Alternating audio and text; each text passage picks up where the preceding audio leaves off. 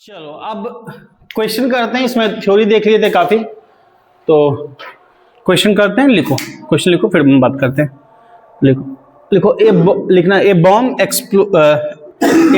Of mass 16 kg, board पे लिखा है bomb of mass 16 kg, 16 kg board पे लिखा 16 kg explodes into two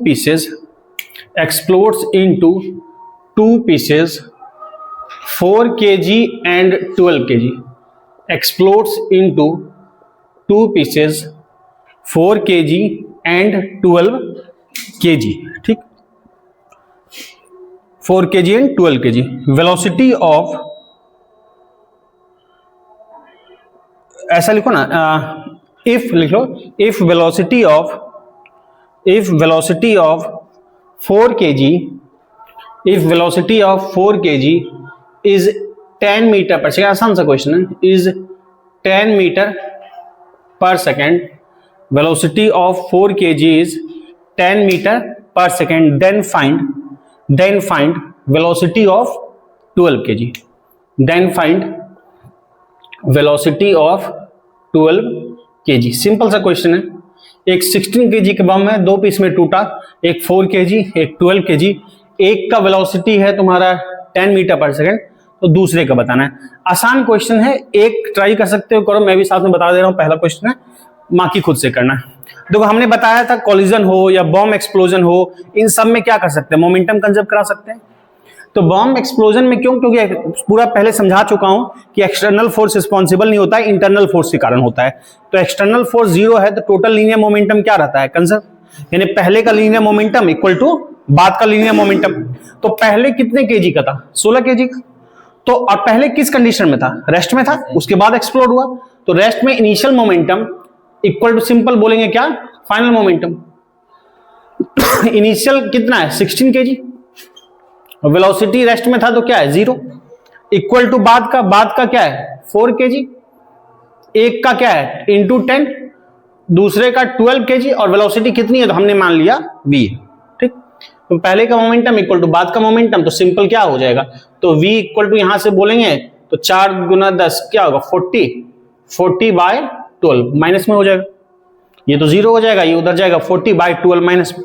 उसको सॉल्व करोगे कितना हो जाएगा 10/3 माइनस 10/3 मीटर पर सेकेंड, 3.333। तो माइनस क्या बता रहा है यहाँ पे, उल्टा डायरेक्शन, माइनस बता रहा है उल्टा डायरेक्शन। किसका उल्टा डायरेक्शन, 10 मीटर पर सेकेंड जो है उसका उल्टा डायरेक्शन। ऐसा क्यों, इसलिए क्योंकि मोमेंटम पहले क्या था 0 था, तो पहले अगर 0 था तो बाद में भी कितना होना चाहिए, टोटल 0 होना चाहिए। अब मोमेंटम वेक्टर क्वांटिटी, तो एक 4 kg वाला 10 से इधर चल पड़ा 4 × 10, तो दूसरे का जो मोमेंटम है वो उल्टे डायरेक्शन में होना पड़ेगा। दूसरे की वेलोसिटी जो है उल्टे डायरेक्शन में होना होगा। एक 10 से अगर इस डायरेक्शन में जा रहा है तो दूसरा सेम मोमेंटम करने के लिए अपोजिट डायरेक्शन में जाएगा, तभी कैंसिल करेगा। तो इसीलिए इसकी डायरेक्शन क्या होगी, नेगेटिव, उल्टा। अगर ये प्लस लिखा है तो ये क्या होगा माइनस, इसलिए v आ रहा है माइनस। मैग्नीट्यूड पूछा जाए तो 10/3। सिंपल सा क्वेश्चन है, कोई दिक्कत नहीं है, मीटर पर सेकेंड। तो एक क्वेश्चन था, मैंने प्रैक्टिस के लिए दिया। अब अच्छा क्वेश्चन और करेंगे। अच्छा, मोमेंटम कैसी क्वांटिटी तो बात कर चुके हैं, वेक्टर क्वांटिटी हमको डायरेक्शन के साथ देखना है। इसी क्वेश्चन में एक चीज और पूछ दे, मान लो जैसे हमने पूछा ना 12 kg वाले का क्या पूछा, वेलोसिटी पूछा। अब मैं बोलूं कि 12 kg वाले के काइनेटिक एनर्जी बता दो, एक क्वेश्चन इसी में ऐड कर दूं कि चलो ठीक है, ये तो आंसर आ गया। आंसर काइनेटिक एनर्जी पूछ दे मान लो इसी में कि काइनेटिक एनर्जी बताओ 12 kg का, तो क्या करेंगे, पहले स्पीड पता करेंगे, और स्पीड पता करके क्या कर देंगे, ½ mv²। तो m क्या है 12, और v का स्क्वायर क्या है, इसका स्क्वायर 10 का स्क्वायर क्या होगा 100, और 3 का स्क्वायर क्या होगा 9। इसको सॉल्व कर लो, कितने होगा, 3 बार में जाएगा, 3 टाइम्स 3 × 9, 3 × 4 = 12, 4, तो ये कितना हो जाएगा 400, ये हो जाएगा 200/3। पॉइंट में लिखना है तो पॉइंट में कर लो, 200/3 एनर्जी की यूनिट क्या होगी जूल, 200/3 जूल। पहले बताओ इसमें कोई कष्ट, कोई दिक्कत। तो इस तरह से सिंपल क्वेश्चन था, कर सकते हो, ठीक। तो नोट कर लो, फिर अगला देखते हैं। अगला क्वेश्चन तुम लोग करोगे, सिंपल सा है, कोएफिशिएंट ऑफ रेस्टिट्यूशन का कॉन्सेप्ट बताया है, velocity of separation by velocity of approach. तो एक क्वेश्चन लिखो, a block of mass m moving with speed v, a block of mass m moving with speed v collides with another block of mass 2m, collides with another block of mass 2m at rest, mass 2m at rest, ठीक, mass 2m at rest, ठीक, लिखो after collision lighter block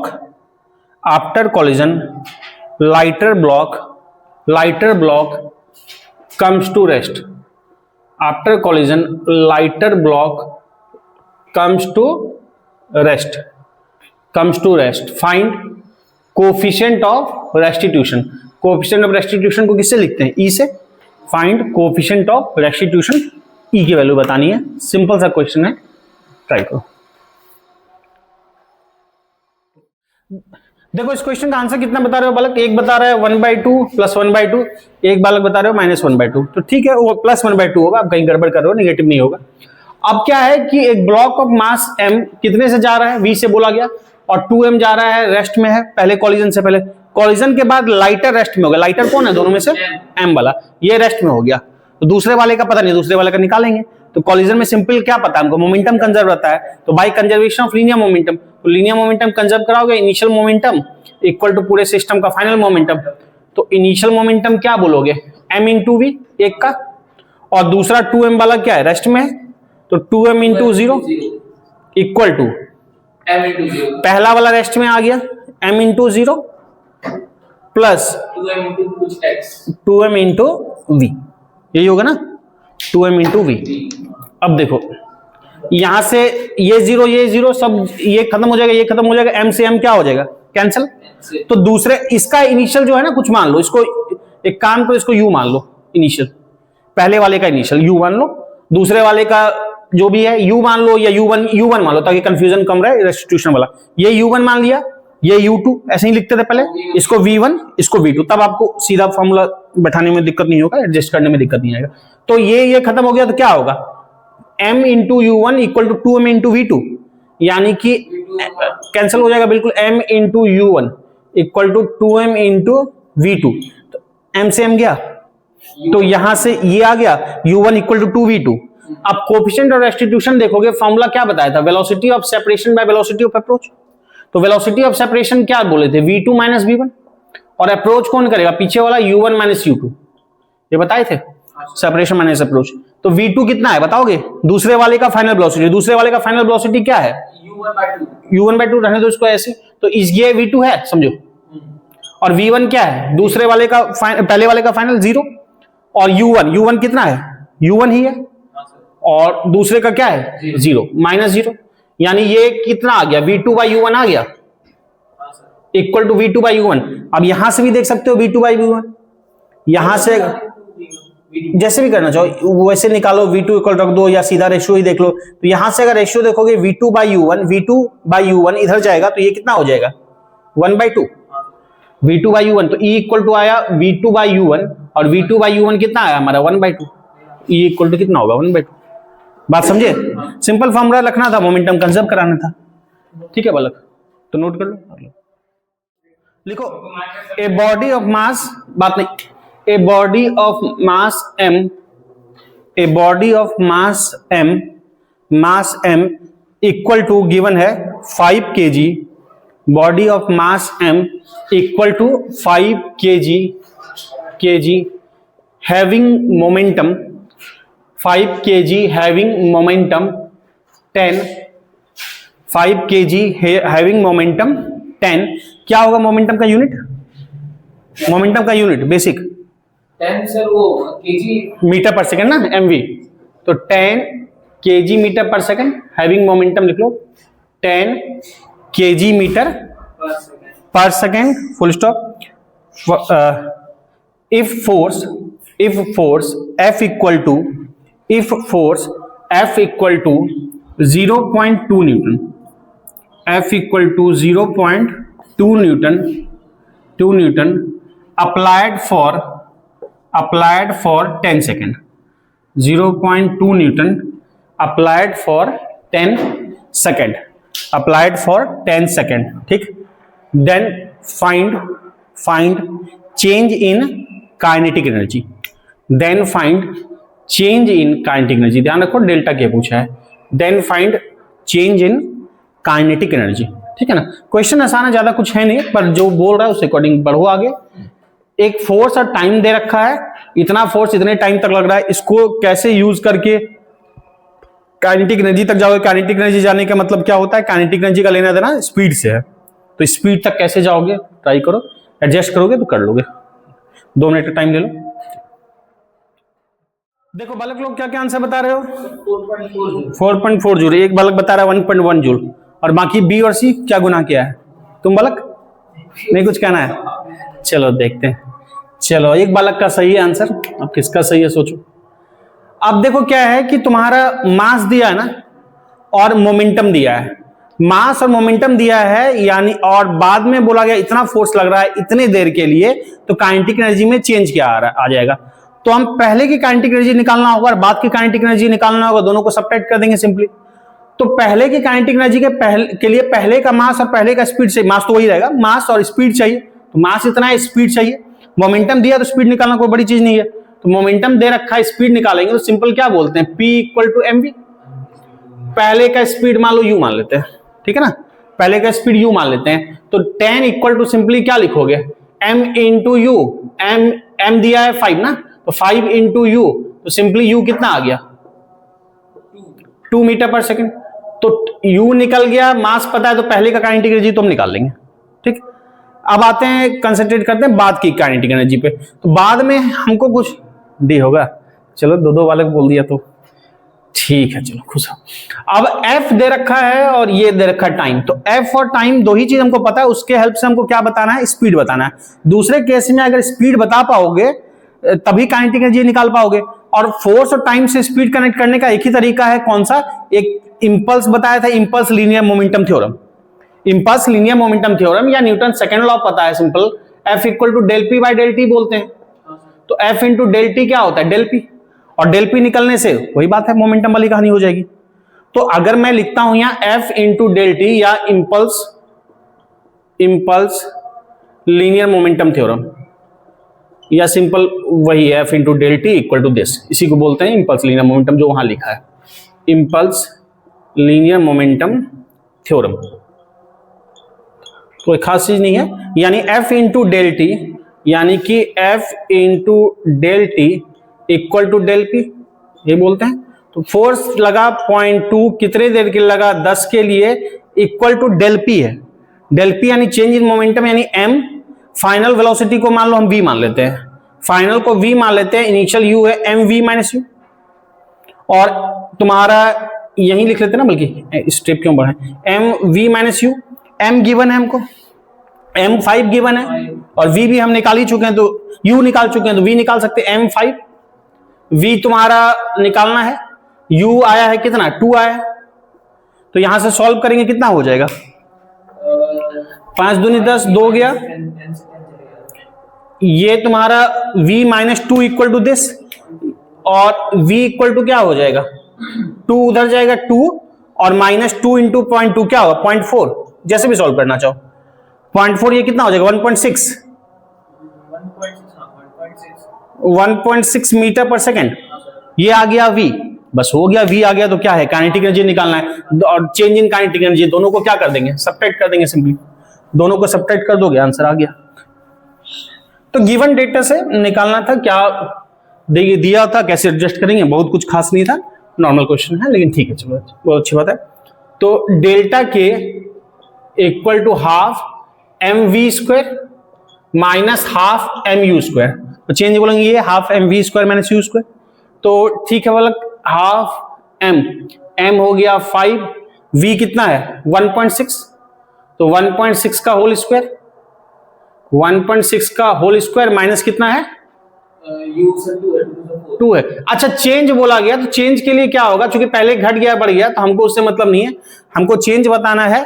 देखो एक चीज है, change बताना है तो पहले तुम्हारा ज्यादा था, बाद में क्या हो गया, कम हो गया, तो 1.6 माइनस 2, तो चेंज माइनस मिल जाएगा। क्यों माइनस मिल जाएगा, क्योंकि एनर्जी का लॉस हो रहा है। हमको मैग्नीट्यूड से मतलब है, तो मैग्नीट्यूड जो भी आएगा माइनस इसलिए आएगा क्योंकि इनइलास्टिक कोलिजन है तो एनर्जी का लॉस होता है, बाद में काइनेटिक एनर्जी कम हो जाती है। तो खैर उससे हमको लेना देना नहीं है, हमको मॉड से मतलब है। कितना आया 5, 1.6 का स्क्वायर, 1.16 का स्क्वायर कितना होता है, 256, 256, 256, तो 2.56 माइनस 4, तो उल्टा ही कर दोगे, यानी 4 माइनस 2.6 में अगर मॉड देखते हैं तो माइनस आएगा, चूंकि लॉस हो रहा है, हमको मैग्नीट्यूड से मतलब या लिखना है, लिख लो।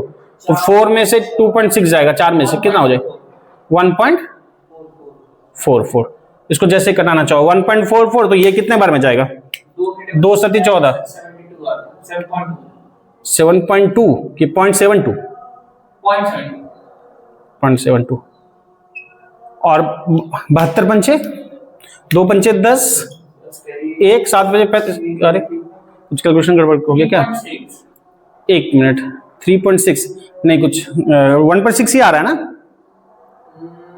सर, वहां 0.6 होगा क्या, नहीं 1 मिनट 15 15 225 17 289 256 ही होता है ना, 2.56, ये गड़बड़ तो बता रहे हो, 4 60 40, 1.44 ही होगा, तो 2 सती 14, 2 दूनी 4, तो 5 दूनी 10, 5 सती 35, अरे क्या गड़बड़ हुआ, v तुम लोग का कितना आया, प्लस होगा, कहाँ प्लस होगा मतलब, ओ यहाँ गड़बड़ हो गया ना, देखो बताओ तुम लोग भी सोया, ये 2 प्लस 0.4 है ना, माइनस इधर होगा ना, तो सब सोए रहो, तो ये हो जाएगा 2.4 हो जाएगा, देखो गड़बड़, 2.4 का स्क्वायर होगा ना, ठीक है, 2.4 का स्क्वायर, 24 का स्क्वायर कितना होगा, ठीक है, तुम लोग चक्कर में ना 5.76, डायरेक्ट करके निकाले तो आप 4.4, हाँ जैसा भी निकलोगे, जो भी निकलोगे कुछ खास नहीं है, तुम लोग भरोसा करके ना, अब कितना कॉन्फिडेंटली गलत बोलता है ना, अभी 2 28 16 88 ना, हाँ बताओ बालक, बात पे आ जाएंगे तो 4.40 यानी 4.40, ठीक है, क्या क्लियर है। अच्छा तुम लोग को एक स्क्वायर का रूल बता दें, चलो मैं बीच में कैलकुलेशन सिखा देते हैं, कहीं कहीं फास्ट कैलकुलेशन करना है, अब बालक के चक्कर में रह गए ना रहना। देखो जैसे किसी का 24 का स्क्वायर करना था ना, याद कुछ तो 10-20 तक याद है तो नुकसान नहीं है, लेकिन बात कहो ना जैसे 24 का स्क्वायर करना है तो आसान तरीका बता रहे हैं, देखो मैथ में ये 4 का लास्ट टर्म का स्क्वायर कर दो, 4 का स्क्वायर कितना होगा, 4 का स्क्वायर 16, तो 16 को 6 रखो, 1 रहने दो, ठीक, और बाकी टर्म को मल्टीप्लाई कर दो, मतलब 2 गुना 4, 2 चौके 8 दुना 16, 2 चौके 8 दुना 16, और एक ये क्या था 17, अरे फिर बल्क जादू हो जाएगा। अच्छा रुको, इसको हमको देखने दो, इसका कुछ ट्रिक से था, अभी देखते हैं। अच्छा रहने दो, 1 मिनट पहले वो लिख लो, फिर हम देखते हैं, इसका बताते हैं। हाँ चलो तुम लोग क्वेश्चन तो कर लिए आज, अभी चलो कैलकुलेशन भी तुम लोग बीच में बता देते हैं फास्ट करने का तरीका। जैसे 24 का स्क्वायर है तो देखो कैसे का कैसे स्क्वायर किया जाता है, ये 2 डिजिट है, 4 का स्क्वायर करो, 4 का स्क्वायर क्या होगा 16, और 2 का स्क्वायर कर लो कितना होगा 4, लिख लिया 416, यहां किए क्रॉस जैसे करते हैं, तीनों को मल्टीप्लाई कर दो, 2 दूनी 4, 2 चौके 8, 8 दूनी 16, यहां लिख लो नीचे 16, 6 7 5, 576, मतलब पहले दोनों का स्क्वायर कर लिया। अब जैसे तुमको मान लो, समझो जैसे मान लो बोले कुछ 83 का स्क्वायर, समझो 83 का स्क्वायर आप समझो, 3 का स्क्वायर क्या होगा 9, तो 9 का यहां पे लिख लेंगे 09, ठीक है ना, अगर 2 डिजिट रहा तो ठीक है 4 चौके 16, नहीं रहा तो लिख लेंगे 09, और 8 का स्क्वायर क्या होगा 64 लिख लिया, और बाकी जो दोनों डिजिट है और साथ में जो भी पावर है मल्टीप्लाई कर दो, यानी 8 या 24 दूना 48, तो 48, ये आ जाएगा 9, ये आ जाएगा 8, ये आ जाएगा 8, ये हो जाएगा 9, 6 8 8 9, ऐसे करके 8 9, जैसे तुमको मान लो एक आग और बता देते हैं, 3 करना तब से 3 का फिर अलग, उतना फिर टिपिकल पड़ेगा हम लोग का, उसका भी है सबका है, लेकिन ज्यादातर कैलकुलेशन यही करेगा। 3 का भी होता है, जैसे मान लो 32 का स्क्वायर बोले, या 30 मान लो, चलो 37 का स्क्वायर बोल दिए, तो 37 7 7 क्या होगा 49, और 3 तिया क्या होगा 9, यहां लगा लो क्रॉस, यहां 0 नहीं लिख सकते, फर्क नहीं पड़ेगा उसमें। तो ये कर लिया 3 7 21 दूना 42, 42, तो 9 4 2 6 13 1369 होगा। ठीक है, तो इस तरह से निकल सकते हो। ठीक है, बाकी अभी देखेंगे, बंद करो। 4.4 जूल जो था आंसर, लास्ट क्वेश्चन कौन कराया था? A body of mass m करा चुके थे। ठीक है, आगे ठीक है, ऑन कर दो, अगला क्वेश्चन कर। ऑन है पढ़ना? अरे तो इतनी कथा हमको क्यों बोलवाए ऑन के साथ? चलो ठीक है, लिखो क्वेश्चन, लिखो। A body of mass m, अच्छा क्वेश्चन है, ट्राई करो। A body of mass m at rest, a body of mass m at rest explodes into 3 pieces, explodes into 3 pieces, ठीक है ना? explodes into 3 pieces, two of which has mass m/4 each, 2 of which has mass m/4 each, 2 of which has mass m/4 each are thrown perpendicular to each other, thrown perpendicular to each other with speed 3 meter per second and 4 meter per second, with speed 3 meter per second and 4 meter per second, then third piece will move with, तीसरे टुकड़े का speed बताना है। Third piece will move with what speed? Third piece will move with what speed? तो तीसरा जो टुकड़ा है उसका क्या बताना है? स्पीड बताना है। ठीक है ना? क्वेश्चन ट्राई करो। मोमेंटम कैसी क्वांटिटी है? वेक्टर क्वांटिटी है। तो पहले रेस्ट में था तो मोमेंटम क्या था? 0। तो बाद में भी नेट 0 होना चाहिए, लेकिन 2 टुकड़ा 2 डायरेक्शन में जा चुका है, तो तीसरा टुकड़ा किधर जाएगा? चूंकि वेक्टर क्वांटिटी है, नेट 0 होना चाहिए, तीसरा टुकड़ा किधर जाएगा कि नेट 0 हो जाए। तो हमको इसका डायग्राम बनाओ, हमको सोचना है तीसरा टुकड़ा का डायरेक्शन क्या होगा, उसके बाद हम वेक्टर का काम करके मेनली क्वेश्चन वेक्टर का हो जाएगा। तो ट्राई करो, 2 मिनट का टाइम है। बालक पढ़ना। अब देखो, अच्छा क्वेश्चन है, जरा बात को समझो। क्या बोला गया? एक पार्टिकल m मास का है, रेस्ट में है, उसके 3 टुकड़े टूटे। तो शुरू में मोमेंटम क्या है? 0। बाद में 3 टुकड़ा टूटा, जरा हमको बताना 2 टुकड़े का मास कितना है? m/4। तो तीसरे का मास कितना होगा? m/2। ये बात समझ में आ रही है? टोटल मास क्या है? m है। 2 टुकड़ा का m/4, तो m/4 एक टुकड़े का, दूसरे का भी m/4, तो m/4 प्लस m/4 कितना हो जाएगा? सॉल्व करोगे, ये हो जाएगा m/2। ठीक है, तो 2 टुकड़े का मास निकल गया m/2। टोटल कितने हैं? 3 टुकड़े, और तीनों का मिला के कितना मास था? m। तो थर्ड जो पीस होगा उसका मास कितना होगा? थर्ड पीस का मास होगा m minus m/2। Total mass m, और जितना बचा, यानी कि तीसरे टुकड़े का मास पता लग गया m/2। कोई दिक्कत यहां? अब कॉन्सेप्ट जो है वो समझो। क्या बोला गया कि m मास का जो टुकड़ा था वो रेस्ट में था। m मास है, रेस्ट में है, मतलब इसका स्पीड शुरू में क्या है? 0 है, मोमेंटम भी 0 है। अब ये 3 टुकड़े में टूटा। कैसे टूटा? तो देखो, शुरू में मोमेंटम भी इसका इनिशियली क्या है? 0 है। ठीक है, 2 टुकड़ा गया परपेंडिकुलर, मतलब एक इधर गया, एक इधर गया, एक टुकड़ा इधर गया, एक टुकड़ा इधर गया। मास कितना कितना है? m/4 और m/4। क्लियर है? अब ठीक है, ये जो है एक का मास 3 मीटर पर सेकंड, सॉरी, एक का स्पीड 3 मीटर पर सेकंड है, किसी का भी मान लो, और दूसरे का 4, किसी का भी मान लो। इसका मान लिया 3, इसका मान लिया 4। और क्या बोला गया क्वेश्चन में? दोनों परपेंडिकुलर जा रहा है। तो परपेंडिकुलर जा रहा है मतलब एक गया इधर, एक गया इधर। इतनी बातें क्लियर है? अब एक बात जरा समझो कि 2 है, हमको डिसाइड करना है पहले तीसरा टुकड़ा जाएगा किधर। तो पहले मोमेंटम क्या था, 0 था। एक्सप्लोजन क्या होता है, इंटरनल फोर्स रिस्पॉन्सिबल होता है। तो यहां पे एक्सप्लोजन के केस में बताया था ये क्या होता है, चूंकि internal force responsible, external force 0 है, लीनियर मोमेंटम क्या रहेगा, कंजर्व, यानी पहले जितना मोमेंटम उतना बाद का मोमेंटम। पहले मोमेंटम क्या है, 0, चूंकि रेस्ट में बाद में भी 0 होगा।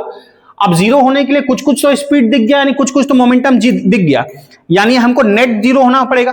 तो अब एक बात समझो, एक वेक्टर इधर है मोमेंटम, एक वेक्टर इधर है, 2 वेक्टर, उसका रिजल्टेंट कहां लाई करता है, बीच में किसी जगह पे लाई करेगा, बीच में किसी जगह लाई करेगा। अब एक बात समझो, इन दोनों के कारण जो मोमेंटम होगा उसकी ये डायरेक्शन है। तीसरा किधर हो कि इसको बैलेंस कर दे, इसके रिजल्टेंट के जस्ट अपोजिट हो। ये बात समझ में आ रही है। अगर 2 टुकड़े का मोमेंटम रिजल्टेंट इधर है तो तीसरे को जस्ट अपोजिट होना होगा, तभी नेट 0 होगा। तो तीसरे को अपोजिट होना होगा और इतनी मैग्नीट्यूड का होना होगा जितना का ये है, उतना ही इसको होना पड़ेगा। समझ में आया। तो तीसरा टुकड़ा क्या बोला, मास m/2, और उसकी स्पीड हमको पता नहीं, मान लो तीसरा टुकड़ा, चलो v3 रख दिया ताकि देखने में वैसा नहीं हो। तो क्लियर है बात। अब एक बात यहां पे समझो कि यानी इसका मोमेंटम, तीसरे टुकड़े का मोमेंटम, यानी कि ये तीसरे टुकड़े का मोमेंटम को हमने लिख लिया, मान लो कि इससे कुछ भी p3 इक्वल टू इधर होना चाहिए, जितना मोमेंटम ये उतना इन दोनों का रिजल्टेंट यहां है, इसको बैलेंस करना चाहिए तीसरे टुकड़े का मोमेंटम। तो तीसरे का ये इक्वल टू, इसको मान लो इसका मोमेंटम हमने p1 बोल दिया और इस वाले टुकड़े का मान लो p2 बोल दिया। तो हम बोले, और 2 वेक्टर 90 डिग्री पे, रिजल्टेंट कितना होता है, √a² + b²। मोमेंटम यही फॉर्मूला होता है रिजल्टेंट का, वेक्टर का √a² + b² + 2ab cos theta. Theta 90 तो 0, थीटा 90 की वजह 0, तो √a² + b², यानी रिजल्टेंट कितना होगा, p1² प्लस बिल्कुल p2²। ठीक, तो मैं बोल सकता हूं कि p3 equal to √p1² + p2²। मैं पूरे प्रोसेस से बता दे रहा हूं, डिटेल में डायरेक्ट नहीं कर रहा, क्योंकि जो देख भी रहे होंगे या फर्स्ट टाइम या जिनको दिक्कत है तो क्लियर हो जाए। ठीक है, तो दोनों तरफ हम स्क्वायर कर देते हैं, जैसे भी लिखना। तो p3² हम बोल सकते हैं p1² + p2², दोनों तरफ स्क्वायर कर देंगे तो रूट हट जाएगा। अब सबको लिख दो ना, क्या दिक्कत है। p3 कितना है, m/2 into v3, m/2 into v3 का होल स्क्वायर। क्लियर है। p1 का स्क्वायर, तो p1 कितना है, m/4 इंटू 4, m/4 इंटू 4 का होल स्क्वायर, प्लस ये क्या है, m/4 इंटू 3 का होल स्क्वायर। ठीक, इन सब में से m को कॉमन लोगे तो कैंसिल हो जाएगा, m सब में अननोन एक ही बचेगा, v3 नहीं निकाल लेंगे, तो v3 एक ही बचेगा। इसको सॉल्व करना, जैसे मैन हमारा काम यहां हो गया, अब उसको सॉल्व आप जैसे करो, कोई अंडर निकाल के इक्वेट कर दे, कोई दोनों तरफ स्क्वायर कर दे, आप जैसे करना चाहो। अब यहां इसको सॉल्व कर लेते हैं, सॉल्व कर लोगे तो आगे देख लो जल्दी से क्या आएगा। तो आगे इसको इधर कर रहे हैं, तो इसको इधर कर रहे हैं, तो ये हो जाएगा क्या, v/3/2 का होल स्क्वायर, यानी क्या होगा, v3²/4, v3²/4, इधर क्या हो जाएगा, 4 से 4 कैंसिल, तो 1 का स्क्वायर यानी 1, प्लस ये कितना हो जाएगा, 3/4 का स्क्वायर, 3/4 मतलब 9/16, 9/16 सॉल्व करोगे एलसीएम आएगा 16, 16, 16 + 9 क्या होगा, 25। तो यहां से v3², अच्छा सॉल्व करोगे, v3²/4 इक्वल टू 25/16, 4 से ये 16 4 चला जाएगा, तो v3² क्या होगा, √25/4, v3 इक्वल टू √25/4, 25/4 का मतलब क्या है, 5/2, और 5/2 का मतलब क्या है, 2.5, 2.5 मीटर पर सेकंड। पहले बताओ क्लियर है। तो बाकी तो कैलकुलेशन है, कर लोगे, कोई इशू नहीं है। मेन जो सबसे है, ये जो वेक्टर फिगर जो बनाया, ये समझ में आना जरूरी है कि पहले मोमेंटम 0 था, बाद में 0 होगा। बाद में 0 कब होगा, 2 टुकड़ा 90 डिग्री पे चल गया, इनका रिजल्टेंट बीच में कहीं लाई करेगा, इसको तीसरे टुकड़े को के मोमेंटम को बैलेंस करना होगा। तो इसका मोमेंटम इक्वल टू इन दोनों का सॉल्व कैसे होगा, वेक्टर से √a² + b²।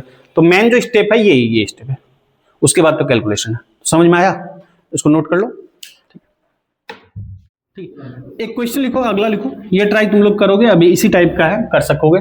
लिखो question, A particle of mass 4m, a particle of mass 4m at rest, a particle of mass 4m at rest explodes into explodes into 3 fragments, 3 टुकड़े में टूटा।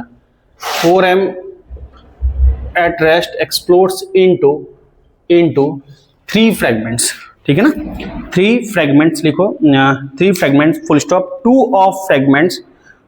Of fragments has mass small m। 2 of fragments has mass small m each। 2 of fragments has mass small m each, has speed v। दोनों का speed क्या है, दो टुकड़े का, v इन परपेंडिकुलर डायरेक्शन, पहले एक वाले की तरह ही, v इन परपेंडिकुलर डायरेक्शन। तो बताना क्या है, v in perpendicular direction, then find kinetic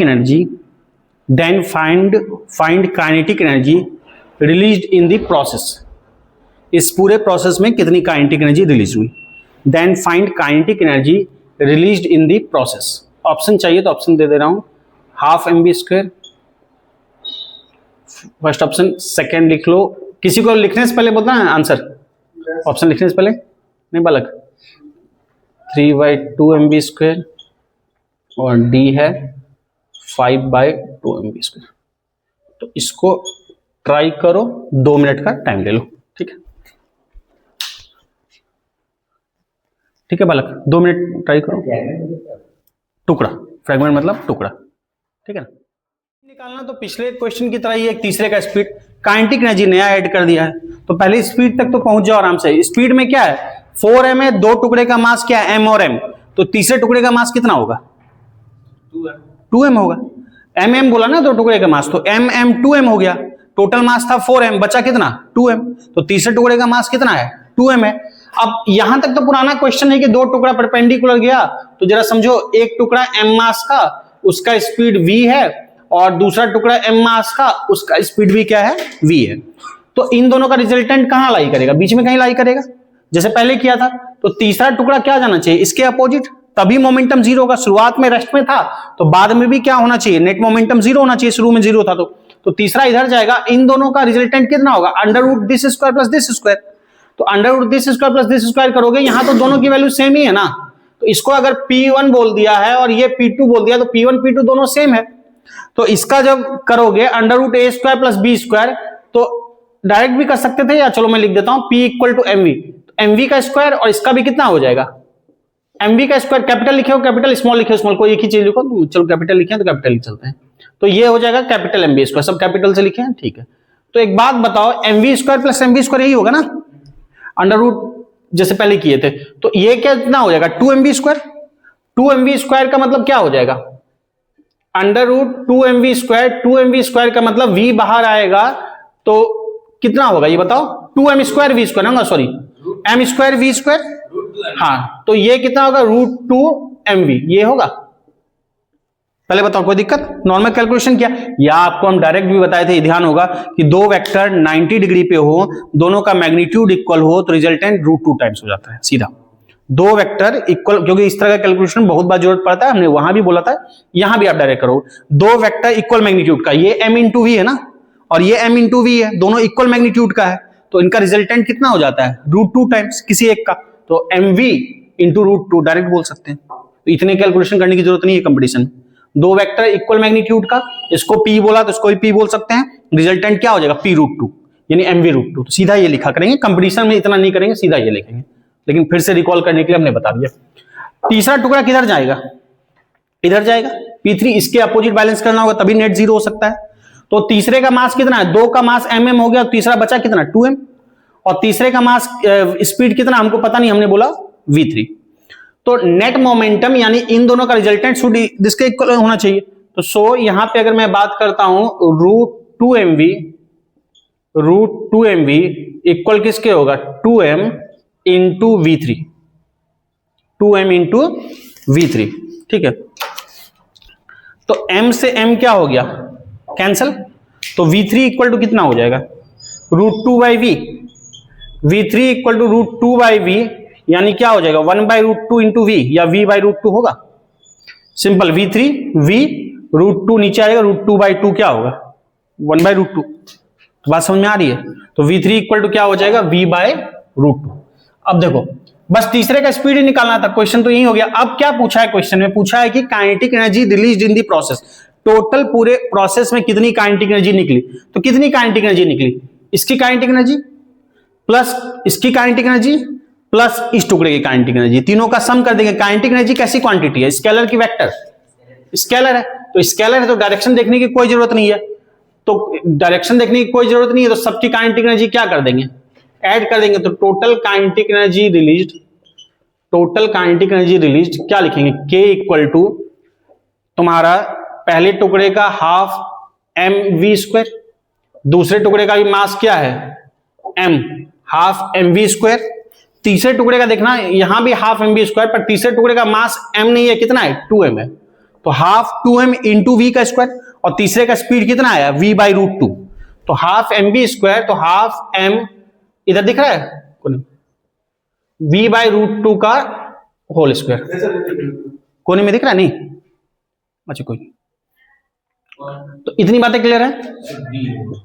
हाँ, तो एक ये तुम्हारा क्या है कि 2 से 2, तो ये तुम्हारा हो गया हाफ mv², हाफ mv², कितना हो जाएगा? mv², सम करोगे तो mv², हाँ बिल्कुल mv², और इसका करोगे तो ये क्या हो जाएगा? m v²/√2 का स्क्वायर क्या होगा? 2, ये आ जाएगा 3/2 mv²। पहले बताओ क्लियर है? तो आंसर हो जाएगा 3/2 mv²। पहले बताओ, ठीक है? इसमें कोई दिक्कत, कोई दुख तकलीफ? ठीक है। A projectile is moving, a projectile is moving at 20 meter per second. A projectile is moving at 20 meter per second, full stop लिखना। At highest point it explodes into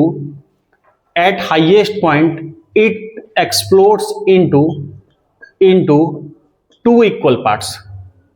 Highest point it explodes into two equal parts. It explodes into two equal parts. Full stop. One part move vertically up. One part move vertically up with speed 30 meter per second. One part move vertically up with speed 30 meter per second. तो बताना है the other part will move with. The other part will move with what speed? The other part will move with what speed? Bracket में लिखना in meter per second. The other part will move with what speed in meter per second. Answer बताना है metre per second में। तो 30 option कुछ है, 20, 30 दे रखा है, 50, और एक ऑप्शन लिख लो, मान लो 10√3। तो ये लास्ट क्वेश्चन आज का, इसको कर लो। फिर थोड़ा सा वही कॉन्सेप्ट लगेगा जो भी पहले कराया, थोड़ा प्रोजेक्टाइल का कॉन्सेप्ट लगेगा कि हाईएस्ट पॉइंट पे क्या होता है। तो 1 मिनट दे रहा हूं, जल्दी से ट्राई करो। क्या आंसर आया बालक तुम्हारा? 50 है, गुड। चलो ठीक, देखो क्वेश्चन क्या है? प्रोजेक्टाइल हाईएस्ट पॉइंट पे प्रोजेक्टाइल मोशन पढ़ते हो, हाईएस्ट पॉइंट पे वेलोसिटी कैसे होती है? हॉरिजॉन्टल। हाईएस्ट पॉइंट पे वेलोसिटी का केवल एक ही कंपोनेंट काम करता है। हाईएस्ट पॉइंट मान लो यहां है, हाईएस्ट पॉइंट पे वेलोसिटी का एक कंपोनेंट काम करता है, वो कौन सा कंपोनेंट होता है? हॉरिजॉन्टल। वर्टिकल क्या होता है? 0 होता है, पता है? तो तुम्हारा एक पार्टिकल है, 2 इक्वल पार्ट में टूटा, तो पार्टिकल का मास कुछ भी मान लो, m मान लो, 2m मान लो, जो भी तुमको आसान पड़ता है। क्या मानना चाहते हो? m मान लोगे, ठीक है? पार्टिकल का मास मान लिया m, और उसकी स्पीड दे रखी है, कितनी है? 20 मीटर पर सेकेंड। अब हाईएस्ट पॉइंट पे 2 टुकड़े में टूटा, कैसे टूटा? क्वेश्चन में बोला गया, एक टुकड़ा बोला वर्टिकली अप जा रहा है, एक टुकड़ा वर्टिकली अप जा रहा है, मतलब किधर जा रहा है? इधर जा रहा है। एक टुकड़ा वर्टिकली अप गया, 2 इक्वल टुकड़ा में टूटा है, तो एक पूरे का मास m है, तो एक टुकड़े का मास क्या होगा? m/2। और उसकी स्पीड कितनी है? तो स्पीड दे रखी है 30 मीटर पर सेकेंड। उसकी स्पीड भी दे रखी है 30 मीटर पर सेकेंड। हमसे पूछा गया कि दूसरे टुकड़े का बताओ कि क्या होगा, दूसरे टुकड़े का तुम्हारा स्पीड क्या होगा। तो हमको सोचना होगा दूसरे टुकड़े का तुम्हारा मोमेंटम किधर होगा, स्पीड किधर होगी, वेलोसिटी की डायरेक्शन क्या होगी। तो दूसरे टुकड़े की वेलोसिटी की डायरेक्शन क्या होगी? अब एक बात समझो, पहले मोमेंटम क्या था? इधर था, मास इंटू स्पीड वेलोसिटी। तो पहले मोमेंटम मास इंटू वेलोसिटी इधर था, यानी पहले मोमेंटम यहां 0 नहीं है, कुछ है। अब दूसरा टुकड़ा किधर जाएगा वही कॉन्सेप्ट है, जरा ध्यान से समझना। पहले मोमेंटम तुम्हारा हॉरिजॉन्टल डायरेक्शन में था और m इंटू 20 था, अब भी नेट मोमेंटम हॉरिजॉन्टल डायरेक्शन में ही होना चाहिए, क्योंकि एक्सप्लोजन हुआ है, इंटरनल फोर्स रिस्पॉन्सिबल है, लीनियर मोमेंटम कंजर्व रहेगा। पहले जितना मोमेंटम उतना बाद का मोमेंटम, मोमेंटम वेक्टर क्वांटिटी है, मतलब मैग्नीट्यूड और डायरेक्शन पहले जिधर था बाद में भी नेट उधर ही होना चाहिए। मतलब पहले मोमेंटम की ये डायरेक्शन है तो बाद में भी मोमेंटम की ये डायरेक्शन होनी चाहिए। कब संभव है जरा समझो। अब यहां पे देख रहे हैं, पता करना है दूसरा टुकड़ा कहां जाएगा, ये क्वेश्चन हो गया। अब समझो जरा दूसरा टुकड़ा, मुझे कौन बताएगा दूसरा टुकड़ा किधर जाएगा। इधर मान लो इसको क्वाड्रेंट बोल देते हैं, फर्स्ट सेकंड थर्ड फोर्थ, इसको फर्स्ट बोले, इसको सेकंड बोले, मान लो इसको थर्ड बोले, इसको फोर्थ बोले। हमको ये बता दो कि दूसरा टुकड़ा किधर जाएगा। दूसरा टुकड़ा फर्स्ट में जाएगा। अब अलग अलग समझो, अगर कोई कहते हो कि दूसरा टुकड़ा इधर जाएगा, जरा समझना इस कॉन्सेप्ट को। अगर कोई कहते हो कि दूसरा टुकड़ा इधर जाएगा, अगर बोलते हो इधर जाएगा तो पहले मोमेंटम किधर था, इधर था, बाद में नेट मोमेंटम इधर होना चाहिए। तो ये जब इधर जाएगा तो इसके दो कंपोनेंट होंगे, एक इधर होगा एक इधर होगा, ठीक। तो इधर वाला कंपोनेंट को मान लो इसके बैलेंस करा देंगे, इधर इसको बैलेंस कर देंगे, तो नेट इधर नहीं मिला ना, नेट हमको इस तरफ चाहिए, तो इधर होने से काम नहीं चलेगा। अगर सोच रहे हो कि नहीं दूसरा टुकड़ा नीचे हो, तो नीचे होगा तो इसको बैलेंस कर देगा, पर नेट इधर नहीं मिल पाएगा।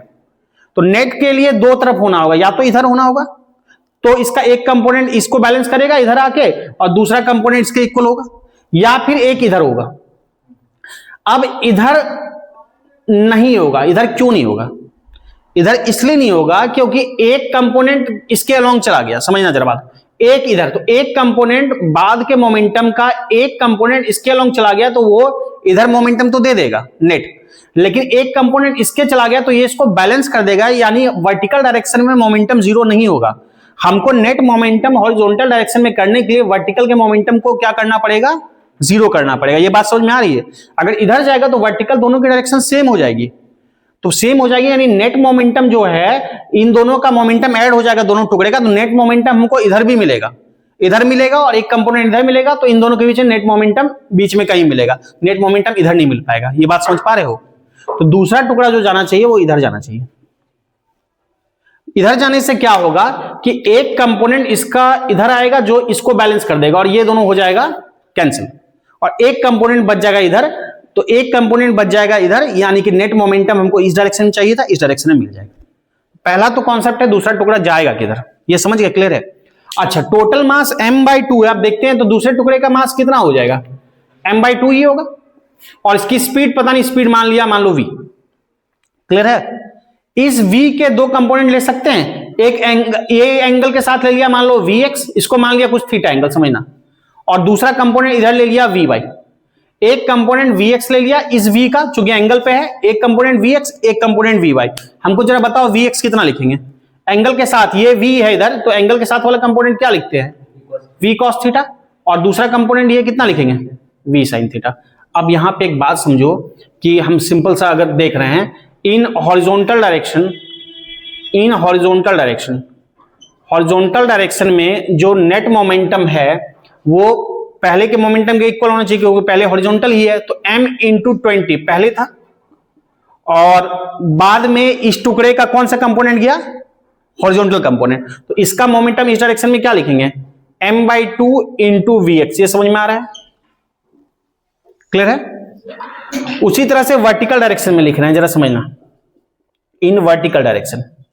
तो वर्टिकल डायरेक्शन में जब लिखेंगे तो वर्टिकल डायरेक्शन में इसका एक कंपोनेंट इधर आ जाएगा, वो क्या लिखेंगे, m/2 इंटू vy। वो बैलेंस किसको करेगा, एक और टुकड़े को, तो नेट इधर जीरो कर देगा, तो एक ही डायरेक्शन में केवल बच गया नेट, तो इसको लिखेंगे m/2 इंटू तुम्हारा इसका कंपोनेंट vy, m/2 इस डायरेक्शन में vy है, तो m/2 into vy, sine cos का झंझट नहीं पालेंगे, पालना है पाल सकते हो, पर जरूरत नहीं है, ऐसे ही काम हो जाएगा। तो m/2 into vy equal to m/2 into 30। पहले बोलो ये दोनों इक्वेशन समझ में आया, ये समझ में आ गया तो क्वेश्चन हो गया। फिर यहां m/2 चला गया, काम तमाम, कैंसिल, ये इससे कैंसिल, तो यहां से vx कितना आया 40, तो vx आ गया, अच्छा क्वेश्चन है ये काफी, तो vx आ गया 40 मीटर पर सेकेंड, नॉर्मल ये पर कॉन्सेप्चुअल ठीक क्वेश्चन है। तो vy equal to 30 metre per second. अब नेट वेलोसिटी जो आई उसकी दो कंपोनेंट आया, vx आया कितना तुम्हारा 40, और vy क्या आ गया 30।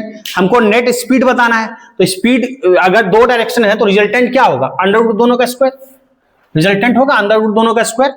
तो रिजल्टेंट दोनों का स्क्वायर करोगे, इसलिए net speed v under root v x का स्क्वायर प्लस वी वाई का स्क्वायर, क्योंकि दोनों 90 डिग्री पे है तो दोनों का under root square, under root करोगे तो वी एक्स का स्क्वायर मतलब 40 का स्क्वायर और वी वाई का स्क्वायर मतलब 30 का स्क्वायर।